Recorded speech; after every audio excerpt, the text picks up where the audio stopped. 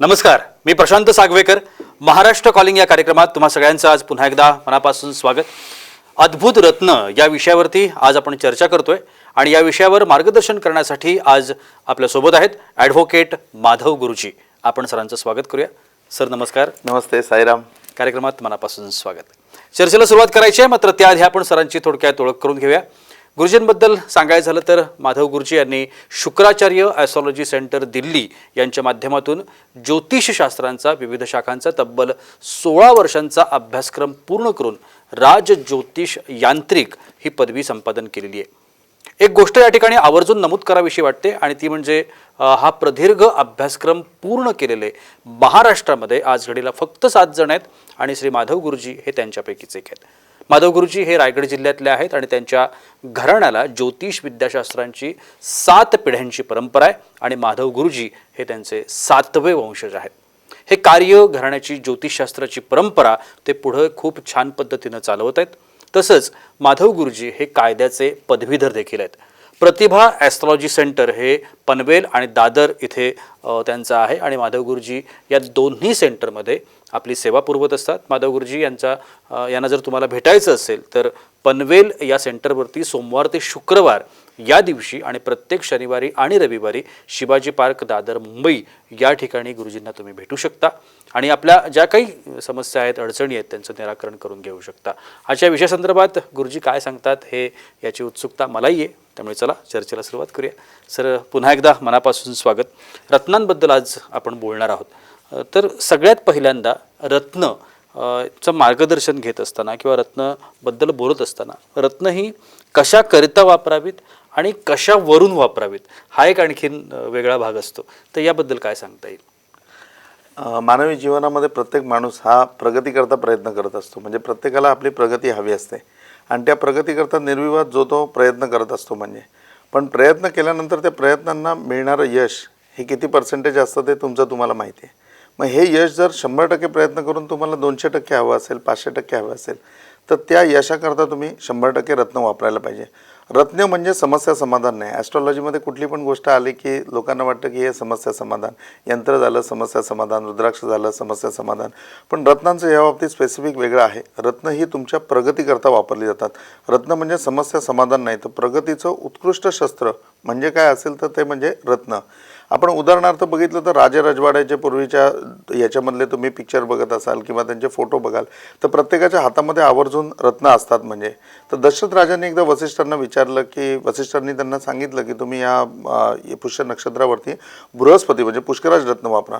तर राजा म्हटलं मी का वापरू, मला काय समस्या आहे. त्याच्यावरती वसिष्ठांनी सांगितलं की नाही, रत्न हे काही समस्या समाधानाकरता नाही, तर रत्न हे प्रगतीकरता वापरायचे. ते ऐश्वर्याचं प्रतीक आहे, ते राजस आहे आणि त्याच्याने तुझी प्रगती होणार आहे. आणि हा एक वेगळा इतिहास रत्नांचा सगळ्यांच्या समोर आला आणि रत्न ही डेफिनेटली प्रगतीकरताच वापरायची. आता आपण सगळेजण प्रगती करण्याकरता प्रयत्न करताय. म्हणजे तर एक छोटंसं उदाहरण बघायचं झालं तर एक खोली आहे, ज्या खोलीमध्ये आपण 100चा बल्ब लावला तर त्याचा प्रकाश मिळेल तो 100च्या बल्ब एवढाच मिळेल. पण आपण त्याच्या बाजूला जर एखादा आरसा लावला तर तोच 100चा बल्ब आपल्याला प्रकाश देताना 200चा प्रकाश देईल. रत्नांचं एक्झॅक्टली असंच असतं की जे तुम्ही प्रयत्न करणार आहात त्या प्रयत्नाला पूर्णपणे दुप्पटीने तिप्पटीने नाही तर 10 पटीने यश देण्याचं काम काय कोण करतं तर रत्न करतात. म्हणजे आपल्या उत्तम प्रगतीसाठी शस्त्र म्हणून रत्न वापरावे. नक्कीच सर, असं म्हटलं जातं की मानवी जीवनावर आणि मानवी मनावर दोन्ही गोष्टींवरती रत्न परिणाम करतात. तर ही गोष्ट खरी आहे का आणि ते कशा पद्धतीने? 100% प्रशांत ह्या गोष्टीला विशेष लक्ष द्यायला पाहिजे. ते विशेष लक्ष द्यायला पाहिजे म्हणजे प्रत्येक माणसाला प्रगती करत असताना किंवा नॅचरली एखाद्याबरोबर आपण बोलत असू किंवा एखाद्याच्याबद्दल बोलत असू तर त्याच्यामध्ये आवर्जून आपण एखादं वाक्य बोलतो की अरे त्यांनी ना खूप योग्य निर्णय घेतला आणि इतका योग्य निर्णय घेतला ना की त्याची लाईफ पूर्णपणे सेटल झाली. किंवा एखादा म्हणतो की नाही माझा निर्णयच चुकला रे, तो निर्णय माझा चुकला, बस तिथून माझ्या आयुष्यामध्ये जी पनौती लागली आहे ते पार मी रसातळाला गेलो. म्हणजे आयुष्यामध्ये सर्वात महत्त्वाची गोष्ट कुठली असेल तर तो म्हणजे निर्णय, की तुमचा डिसिजन तो अचूकच असला पाहिजे, तो योग्य वेळेत असला पाहिजे आणि कमी वेळेमध्ये तो बनला पाहिजे. या तिन्ही गोष्टीला जर निर्णयाच्या बाबतीत तुम्ही बघितलं तर निर्णयावरती एकूण 4 फॅक्टर काम करत असतात. तुमचं मन, बुद्धी आणि अहंकार ह्याच्याबरोबर परिस्थिती. काही निर्णय तुम्ही मनाने घेता, काही निर्णय तुम्ही बुद्धीने घेता, काही निर्णय तुम्ही अहंकारापोटी घेता आणि काही निर्णय ते तुम्हाला घ्यायला जागाच राहत नाही. समोर परिस्थिती अशी असते की त्याच्यापुढे हातबल होऊन तुम्हाला डिसिजन घ्यावा लागतो, निर्णय घ्यावा लागतो. मग त्या निर्णयावरती होणारी प्रगती त्या हिशोबानेच असते. परंतु जो निर्णय मनाने घ्यायला पाहिजे, जो बुद्धीने घ्यायला पाहिजे, जो अहंकाराने घ्यायला पाहिजे किंवा परिस्थितीच्या समोर सुद्धा न झुकता स्वतःकडे जर उत्कृष्ट ज्ञान असेल तर 100% तुम्ही परिस्थितीशी पण 2 हात करू शकता आणि तुमच्या निर्णयावर कायम राहू शकता, ज्याच्याने तुमची अटल प्रगती होईल. मग ह्या मन, बुद्धी आणि अहंकार या तिन्ही गोष्टीवर इफेक्ट करणारी जर कुठली गोष्ट असेल, या तिन्ही गोष्टी संतुलित करणारी जर कुठली गोष्ट असेल तर ती म्हणजे रत्न. की 100% तुम्ही रत्न वापरल्यानंतर तुमची मन, बुद्धी, अहंकार आणि परिस्थिती या चारही गोष्टीवरती ते पूर्णपणे संतुलित होतात. त्याच्यामुळे मग संतुलित झाल्यामुळे जो निर्णय मनाने घ्यायचा आहे तो आपण बरोबर मनाने घेतो, जो निर्णय बुद्धीने घ्यायचा आहे तो आपण बरोबर बुद्धीने घेतो, ज्या निर्णयामध्ये अहंकार पाहिजे त्या निर्णयामध्ये अहंकारही येतो. आणि परिस्थिती कितीही बिकट झाली तरी तुमच्याकडे इतकं नॉलेज अवेलेबल असतं की तुम्ही त्या ज्ञानाने, त्या नॉलेजने पूर्णपणे त्या परिस्थितीशी 2 हात करता. 100% तुम्ही यशस्वी होता, 100% तुमची प्रगती होते.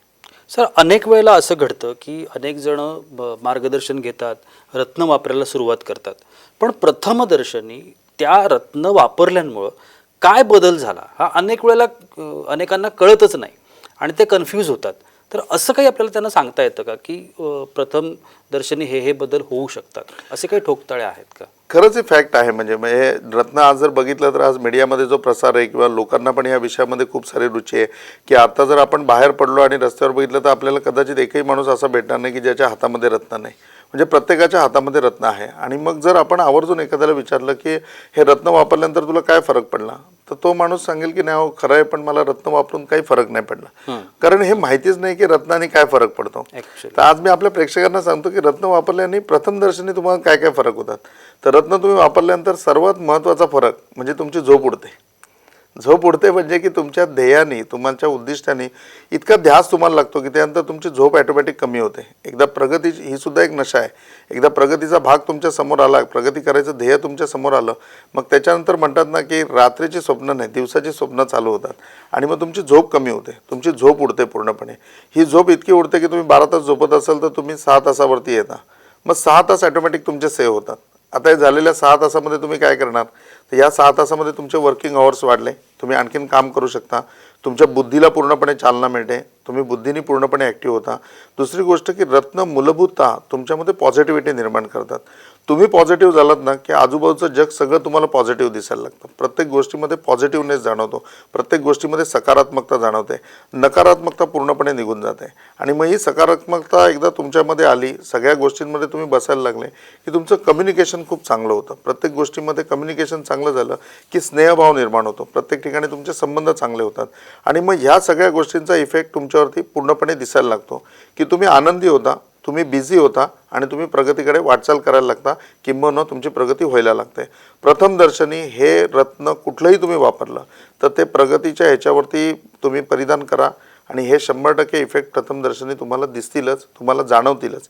हे रत्न जे आता तुम्ही परिधान केलं ना, हे वापरल्यावर पण हे तुमच्या आयुष्यात झालं असेल, फक्त तुम्हाला माहिती नाही की हे या रत्नामुळे होतं. आणि 100% याचा तुम्ही अनुभव घ्या, तुम्हाला हे अनुभव नक्की येतील. अनेकदा असं अपेक्षित असतं की रत्नांमुळे व्यक्तिमत्वात बदल घडले पाहिजेत, तर ही गोष्ट रत्नांमुळे होऊ शकते का? आणि जसं तुम्ही आता म्हणाल की सकारात्मकता वाढते, पॉझिटिव्हिटी वाढल्यामुळं अर्थातच एनर्जी वाढणार आहे आणि सगळ्या गोष्टी, पण व्यक्तिमत्वात काय बदल घडू शकतात? व्यक्तिमत्वामध्ये बदल घडायचं झालं तर पहिलं रत्नाचं बेसिक कामच असं आहे की रत्न आपण परिधान करतो, ही रत्न काय करतात, तर वातावरणामध्ये जेवढी पॉझिटिव्हिटी आहे किंवा जी पॉझिटिव्ह स्पंदनं आहेत ती स्पंदनं सगळी रिसीव्ह करतात आणि ते आपल्या बॉडीमध्ये सोडतात. हे आपल्या बॉडीमध्ये सोडल्यामुळे कसं होतं की आपल्या बॉडीमध्ये पूर्णपणे ऊर्जा वाढते. आपली पर्सनॅलिटी आहे ना, म्हणजे व्यक्तिमत्व जे आपण म्हणतो ते पूर्णपणे मॅग्नेटिक बनतं. मॅग्नेटिक म्हणजे चुंबकीय व्यक्तिमत्व, ज्याला आपण मॅग्नेटिक पर्सनॅलिटी म्हणतो. की त्याच्यानंतर तुम्ही कुठेही गेले की त्याच्यानंतर लोक तुमच्याकडे अट्रॅक्ट व्हायला लागतात, लोक तुमच्याकडे खेचायला लागतात. तुमच्यामध्ये चुंबकीय शक्ती असल्यामुळे लोक आकर्षित होतात. आकर्षित झाल्याच्या नंतर अनेक उत्तम प्रकारचं ज्ञान तुम्हाला या रत्नांमुळे प्राप्त झालेलं असतं. त्याच्यामुळे निश्चितपणे त्यांच्याबरोबर जास्तीत जास्त तुमचं कम्युनिकेशन वाढतं. नॉर्मली लोकांमध्ये एकदा तुमचा स्वभाव आवडला, तुम्ही लोकांना पूर्णपणे अप्रोच झाले, लोक तुम्हाला अप्रोच झाली की त्याच्यानंतर सर्वात मोठा बदल हा घडतो की तुम्हाला कॉपरेशन भयंकर मिळायला सुरू होते. म्हणजे सगळीकडे तुम्हाला कॉपरेशन मिळतं. एकदा कॉपरेशन तुम्हाला मिळालं, कुठलंही कार्य करत असताना तुमच्या एका हाताबरोबर जर 1000 हात तुमच्या जोडीला आले, 100% तुमचं काम यशस्वी होईल, आणखीन चांगलं होईल, तुम्ही प्रगती कराल. तर त्याप्रमाणे बदल तुम्हाला निर्माण होतो. दुसरी गोष्ट म्हणजे प्रचंड पॉझिटिव्हिटी तुमच्यामध्ये येते, सकारात्मकता येते, तुमची ऑब्झर्वेशन पॉवर वाढते. ऑब्झर्वेशन पॉवर पण खूप महत्त्वाची आहे. म्हणजे तर ती ऑब्झर्वेशन पॉवर पण तुमची ह्याच्यामध्ये पूर्णपणे डेव्हलप होते आणि पॉझिटिव्हिटीमध्ये चालत असताना एक वेगळ्या प्रकारचं अट्रॅक्शन तुमच्यामध्ये निर्माण होतं. तुमचं स्टँडर्ड ऑफ लिव्हिंग वाढतं. तुम्ही रत्न वापरल्यानंतर तुम्ही जर नॉर्मली 200 रुपयाचा टी शर्ट घेत असाल, रत्न वापरल्यानंतर ॲटोमॅटिक 500 रुपयाचा टी शर्ट तुम्ही घ्याल आणि तो घेण्याकरता पैसे पण तुमच्याकडे उपलब्ध असतील का तर तुम्ही प्रगती करताय. स्टँडर्ड ऑफ लिव्हिंगमध्ये मोठा फरक माणसाच्या जाणवतो. हे स्पेसिफिक फरक आहेत की हे कंपल्सरी रत्न वापरल्यानंतर तुमच्यामध्ये होतातच. म्हणजे व्यक्तिमत्वामध्ये हे 100% इफेक्ट तुमच्यामध्ये होतात की तुम्ही अट्रॅक्टिव्ह बनता. दुसरी गोष्ट तुमच्यामध्ये आकर्षण वाढतं. तिसरी गोष्ट म्हणजे ऑब्झर्वेशन वाढतं आणि चौथी गोष्ट म्हणजे तुम्ही ज्ञानाने परिपक्व असता. कुठल्याही गोष्टीला तोंड देण्याकरता, कुठलंही आव्हान स्वीकारण्याकरता आणि याच्या व्यतिरिक्त कुठल्याही थरावरती जाऊन म्हणण्यापेक्षा सगळ्या थरावरती काम करण्याकरता, मेहनत करण्याकरता तुमच्यामध्ये ऊर्जा शरीरामध्ये असते. नक्की. सर, अजून एक वेगळा थोडासा प्रश्न की प्रत्येक व्यक्तीनं कोणतं आणि कुठलं रत्न वापरायला पाहिजे या संदर्भात ना नेहमी मी कन्फ्युजन पाहतो. अनेक व्यक्ती म्हणजे मी असेही प्रकार बघितलेत की पेपरमध्ये येणाऱ्या काही जाहिराती म्हणा किंवा काही लेख म्हणा ते वाचून काही जण रत्न परिधान करतात किंवा कुठे चर्चा ऐकलेली असते त्या चर्चेतून ते डायरेक्ट रत्न घेऊन येतात कुठेतरी जाऊन आणि ते परिधान करतात. तर याला काही ठोकताळे असतात का किंवा असं केलं तर चालतं का की त्यासाठी योग्य मार्गदर्शन आणि त्या सगळ्या गोष्टी हव्यात? जसं प्रत्येक रत्नाची सिद्ध सिद्धांत पद्धती आहे, रत्न या विषयाची सिद्ध सिद्धांत पद्धती आहे. रत्न प्रत्येकाने वापरावे हे आहे क्रमप्राप्त की प्रत्येक व्यक्ती हा रत्न वापरू शकतो. मग मला नक्की रत्न कसं आहे किंवा कुठलं रत्न मला सूट होईल हे प्रत्येकाने जाणून घ्यायला पाहिजे. मग हे जाणून घेण्याकरता तुमच्या जन्मपत्रिकेवरून पण तुम्हाला माहिती पडू शकतं की कुठलं रत्न तुम्हाला लाभदायक आहे. तुम्ही तुमचा हात शो केला तर तुमच्या हातावरनं माहिती पडू शकतं. उद्या तुमचा फोटो असेल तर तुमच्या चेहऱ्यापट्टीवरनं सांगू शकतात की तुमच्या प्रगतीकरता कुठलं रत्न तुम्हाला लाभदायक होईल. म्हणजे तुमच्या जन्मपत्रिकेच्या, जन्मतारखेच्या, त्याच्या व्यतिरिक्त हाताच्या, फोटोच्या कुठल्याही माध्यमातून तुम्ही 100% जाणून घेऊ शकता की कुठलं रत्न वापरून तुम्हाला प्रगती होईल, कुठलं रत्न तुम्ही वापरायला पाहिजे.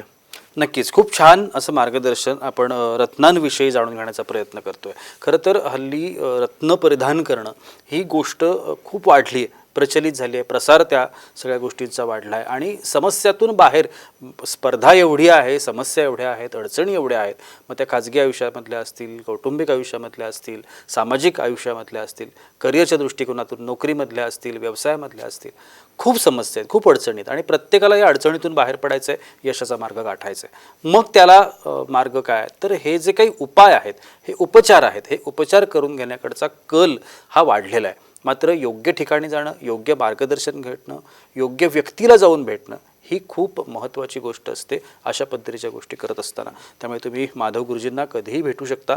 आता टी व्ही स्क्रीनवरती सरांचे नंबर सुरू आहेतच. शिवाय सर पनवेलमध्ये असतात दर सोमवार ते शुक्रवार या दिवसांमध्ये. शनिवार आणि रविवारी सर शिवाजी पार्क दादर या ठिकाणी असतात. त्यामुळे तुम्ही तिथेही जाऊन प्रत्यक्षात सरांना जाऊन भेटू शकता आणि आपल्या आयुष्यातल्या ज्या काही समस्या अडचणी आहेत त्या संदर्भातलं मार्गदर्शन घेऊ शकता. वेळ होते एका छोट्याशा विश्रांतीची. कुठेही जाऊ नका, पाहत राहा महाराष्ट्र कॉलिंग.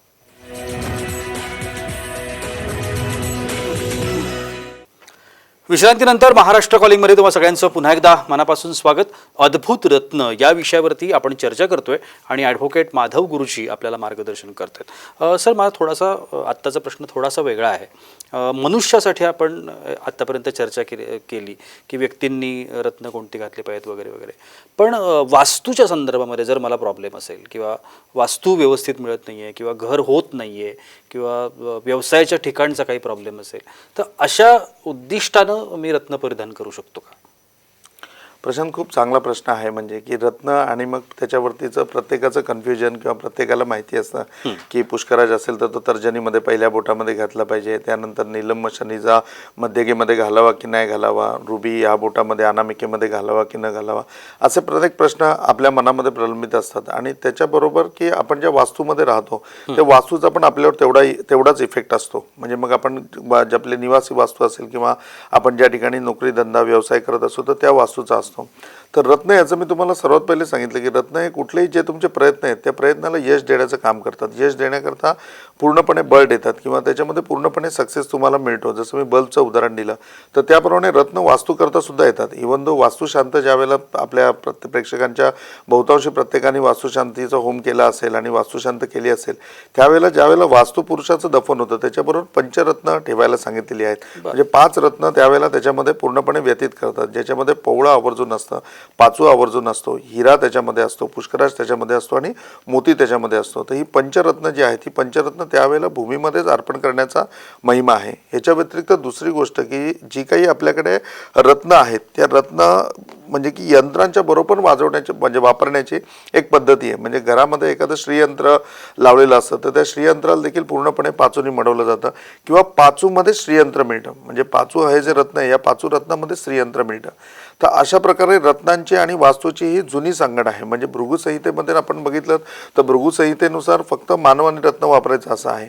पण ज्यावेळेला तुम्ही रावण संहितेमध्ये प्रवेश करता आणि रावण संहिता समजावून घ्याल तर रावण संहितेमध्ये कितीतरी ठिकाणी वास्तूमध्ये रत्नांचा वापर करायला सांगितलेला आहे. आता समजा तुमचा व्यवसाय असेल की कन्सल्टन्सी बिझनेस तुम्ही करत असाल तर कन्सल्टन्सी बिझनेसमध्ये तुम्ही बघाल तर ऑलवेज त्या ठिकाणी पाचू या रत्नाचे हत्ती बनलेले असतात. म्हणजे 2 हत्तीजोड असतात.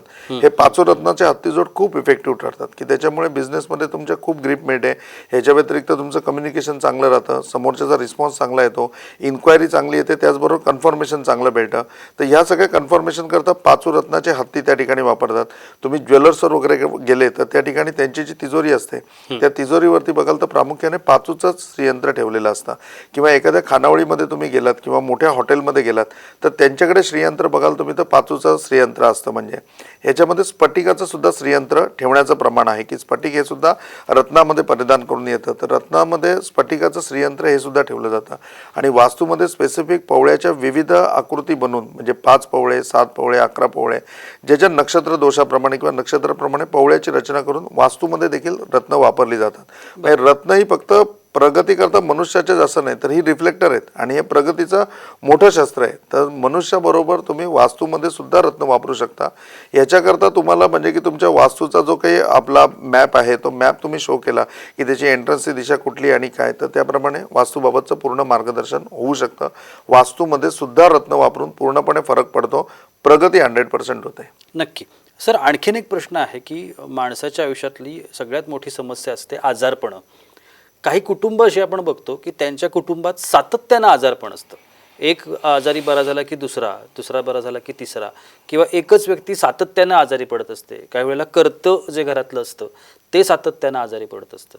तर अशा व्यक्तींनी जर हे परिधान केली रत्न तर त्यांना त्याचा काही इफेक्ट मिळू शकतो का, किंवा त्यांनी परिधान करावीत का मुळात? सर्वात पहिली गोष्ट म्हणजे की रत्न वापरल्यानंतर तुम्ही खूप कमी आजारी पडता. म्हणजे की अतिशयोक्ती वाटेल तुम्हाला सांगितल्यावर, पण आपलं जे सेंटरचं नाव आहे हेच प्रतिभा ॲस्ट्रॉलॉजी रिसर्च सेंटर आहे. तर नॉर्मली याच्यामध्ये रत्नाच्या इतिहासामध्ये जर तुम्ही पहिलं बघाल की रत्न वापरल्यानंतर काय इफेक्ट होतो तर तुमचं बॉडीचं टेम्परेचर रत्न वापरल्यानंतर वाढतं. म्हणजे तुमचं 96 असेल तर 96.5 होतं. हे तुम्ही थर्मामीटर लावून पण चेक करू शकता. इतका रत्नाचा सर्वात पहिली गोष्ट म्हणजे तुमच्या बॉडीवरती इफेक्ट आहे. दुसरी गोष्ट म्हणजे की आपण डॉक्टरांकडे जातो, औषधं घेतो, ते औषधं घेतल्यानंतर निर्विवाद आपल्याला बरं वाटतं, आपण बरे होतो. पण हे डॉक्टर आपल्याला त्यावेळेला सांगतात की बस काही नाही, ह्या 2 गोळ्या घेतल्या ना की तुला बरं वाटेल. त्या शब्दावरती तेवढाच इफेक्ट आहे की त्या गोळ्या आपण घेतो. जर एखाद्या मुख्यपणे गोळ्या दिल्या की हां हे घ्या आणि करा तर मला वाटतं 4 गोळ्या घेतल्या तरी तुम्ही रिकवर होणार नाही, तुम्हाला बरं वाटेल पण तुम्ही फ्रेश होणार नाही. तर त्या शब्दांवरती त्या सगळ्या गोष्टी पूर्णपणे अवलंबून असतात. म्हणजे तुमच्यामध्ये पॉझिटिव्हिटी निर्माण व्हायला पाहिजे. एकदा तुमच्यामध्ये पॉझिटिव्हिटी निर्माण झाली ना की मग ॲटोमॅटिक तुमची रोगप्रतिकारक शक्ती पण वाढते, तुम्ही पूर्णपणे फ्रेश पण होता आणि त्या आजारपणाशी फाईट पण करता. तर आजारपणामध्ये रत्न म्हणजे की वापरण्यापेक्षा रत्न वापरल्यानंतर आजार खूप कमी होतात किंवा माणूस आजारी खूप कमी पडतो. म्हणजे जनरली तुम्ही बघितलं तर असं ज्यांच्याकडे आहे की आजार पण त्यांच्याकडे असतात किंवा हे आहे तर तुम्ही अवश्य रत्न वापरून त्याचा लाभ घेऊ शकता की तुम्हाला डेफिनेट हे लक्षात येईल की त्याच्यानंतर तुम्हाला फार कमी आजारपणाचा सामोरा करावा लागेल किंवा तुम्ही आजारी पडणार नाही. म्हणजे हा बदल तुमच्यामध्ये 100% होतो. याच्या व्यतिरिक्त ज्यावेळेला आपण डीप ऑफ ॲस्ट्रॉलॉजीमध्ये जातो की ॲस्ट्रॉलॉजीमध्ये रत्न या गोष्टीचा मानवी जीवनावर होणाऱ्या प्रत्येक फॅक्टरवरचा परिणाम बघितला तर त्याच्यामध्ये आवर्जून आपल्या लक्षात येतं की रक्ताच्या समस्येमुळे म्हणजे आज ब्लड प्रेशरमुळे अनेक रोग निर्माण होतात, ब्लड प्रेशरमुळे अनेक रोग असतात. तर ब्लड प्रेशरवरती मार्क की तुम्हाला ब्लड प्रेशरचा त्रास असेल तर त्याच्यावरती सजेशन दिलं जातं तुम्हाला की तुम्ही माणिक रत्न वापरा, रुबी रत्न तुम्ही वापरा, त्याच्याने पूर्णपणे इफेक्ट होईल. तर अशा प्रकारचे रत्न इतिहासामध्ये अशा बऱ्याच गोष्टी आहेत म्हणजे की ज्याचा वापर करून तुम्ही आरोग्यावरती पूर्णपणे ते इफेक्टिव्ह होऊ शकतात.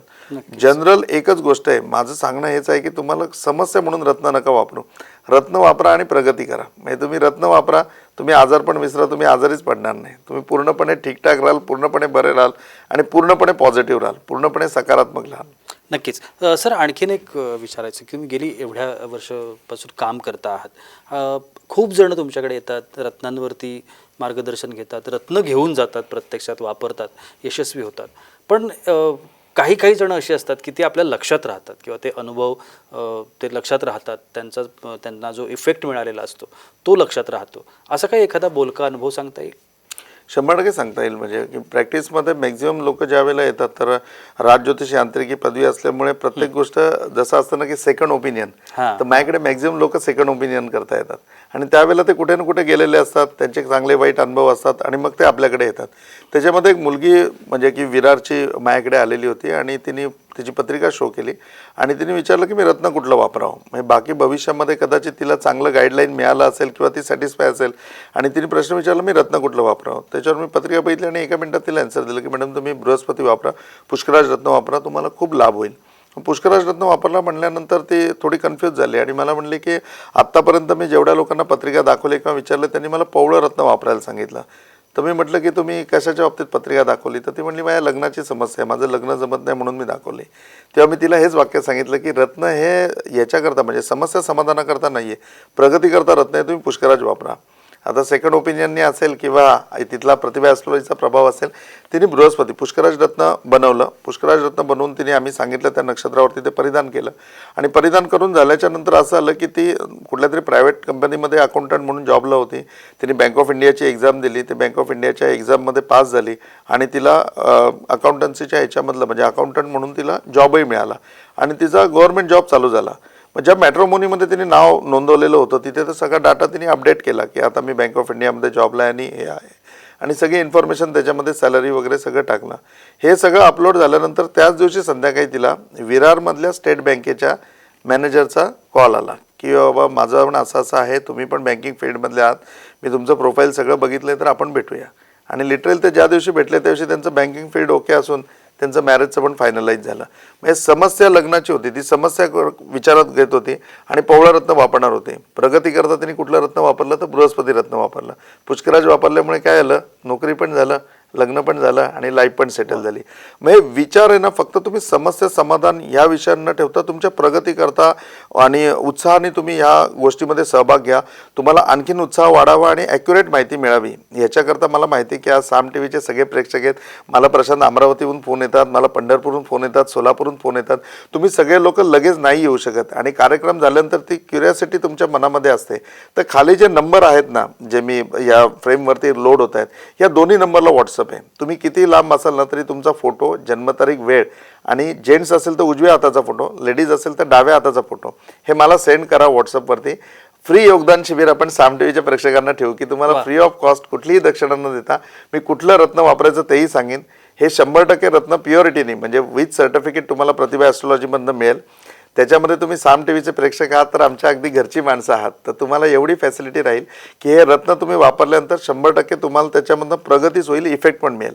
आणि तुम्हाला 3 महिने वापरून 90 दिवसामध्ये असं वाटलं की नाही प्रगती होते आपल्याला, नाही आपल्याला फरक पडत आहे, मनामध्ये शंका ठेवायचं काहीच काम नाही. तुम्ही रत्न परत द्या, तुमचे 100% पैसे परत मिळतील. बाकी ज्योतिषांसारखं माझ्याकडे नाही, कारण आम्ही परंपरागत आहोत.